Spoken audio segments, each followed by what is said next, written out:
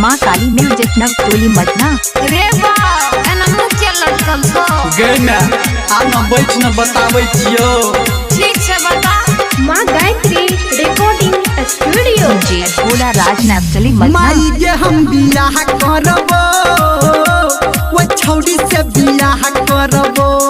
केकरा से रे? माई के हम बियाह करबो वो छौड़ी से बियाह करबो। बाबू से कही के बात पटा ले नहीं त न कहियो हम मरबो। माई के हम बियाह करबो वो छौड़ी से बियाह करबो। माई के हम बियाह करबो वो छौड़ी से बियाह करबो। कान खोल के सुन ले। जे भोला राज नवटोली मटना। जे भोला राज नवटोली मटना। By Badal star Dharmendra Nirmaliya. माँ काली म्यूजिक नवटोली मटना। हमारा पसंद के छैकी लड़की हम जियो कारी छैकू गोरकी। हम जियो कारी छैकू गे हमारा पसंद के छैकी लड़की हम जियो करिया उ छै गोरकी। हम जियो करिया उ छै गोरकी। माई के हम भोला राज नवटोली। माई के हम भोला राज नवटोली। माई के हम बियाह करबो वो छौड़ी से बियाह करबो। दूर जो माई के हम बियाह करबो वो छौड़ी से बियाह करबो। अरे ए छोरी के घर कहाँ छै? जे भोला राज नवटोली मटना। जे भोला राज नवटोली मटना। अभी आप सुन रहे हैं सावरिया म्यूजिक। कोयल जैसन ओकर बोली गाम ओकर छै पश्चिम टोली।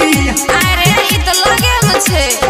बैना कोयल जैसन ओकर बोली गाम ओकर छै पश्चिम टोली।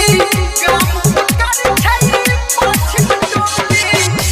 माई के हम जे भोला राज नवटोली मटना। माई के हम जे भोला राज नवटोली मटना। माई के हम बियाह करबो वो छौड़ी से बियाह करबो। अच्छा माई के हम बियाह करबो वो छौड़ी से बियाह करबो। चल ठीक छै। Music by DJ Bhola Raj Navtoli Matna. Contact number 9304409688।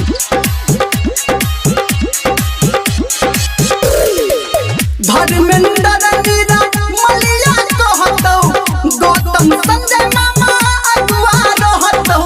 सुनना मौसो को फोन कर दिया। धर्मेंद्र मीरा मलिया कहतौ गौतम संजय मामा अगुआ रहतौ। गौतम संजय मामा अगुआ रहतौ।